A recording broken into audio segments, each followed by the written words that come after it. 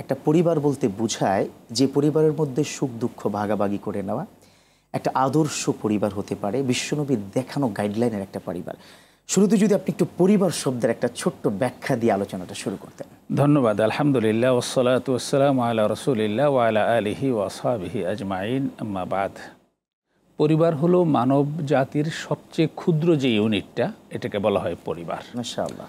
এই পরিবার গঠিত হয় মূলত একজন নারী এবং একজন পুরুষের বৈধ বৈবাহিক সম্পর্কের মাধ্যমে। তার পরিবার শুরু হয় এবং সেখানে পর্যায়ক্রমে এই পরিবারের সদস্য সংখ্যা বাড়তে থাকে।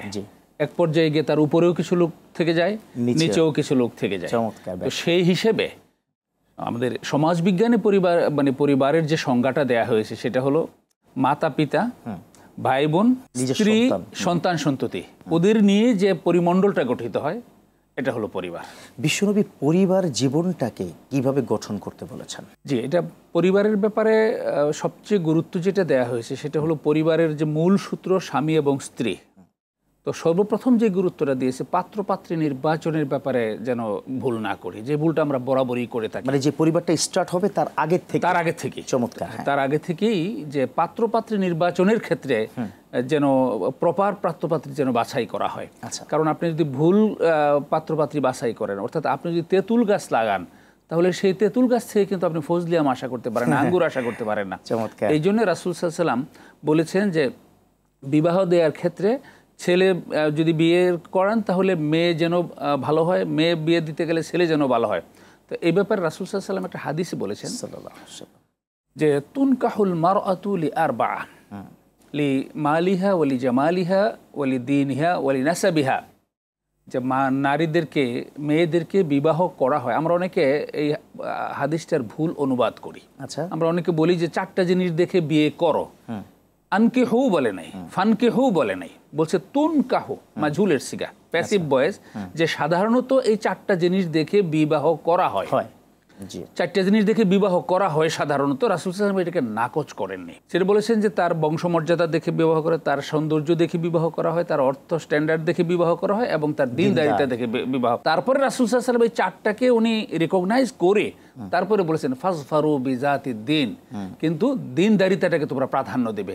অন্য কোনোটাতে যদি একটু কমও হয় তাহলে অসুবিধা নেই, কিন্তু দ্বীনদারিতা যেন কোনোভাবে কম না হয়। কিন্তু এখনকার সোসাইটির জেনজি যারা আছেন 20-22 বছরের বয়স, তাদের যে মোটিভটা আছে তারা চিন্তা করছে এভাবে, যা তাদের চিন্তাটা আপনার সামনে এক্সপ্লেন করছি।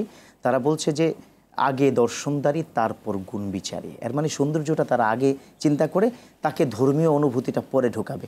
আসলে এটা সাংঘর্ষিক কিনা? অবশ্যই সাংঘর্ষিক, কারণ এই দুইটাকে মানে আলাদা করে দেখার সুযোগ নেই যে গুণ দরকার নেই, দিনদারিতা দরকার নেই, এমনটা মনে করার কোনো কারণ নেই। এটা পরবর্তীতে আসে না। একটা প্রবাদ আছে যে কচিতে না নোয়ালে বাস, পাকিলে করে ঠাস ঠাস। চমৎকার। আপনি যখন একটা মেয়েকে বিয়ে করালেন বা একটা মেয়ে মানে দিনদারিতা নেই, আলট্রা মডার্ন, আমাদের সোকল্ড আলট্রা মডার্ন ফ্যামিলি থেকে একটা মেয়ে যদি একটা দিনদার পরিবারে আসে, ওই মেয়েটা এখানে এসে কিন্তু অ্যাডজাস্ট করতে পারবে না।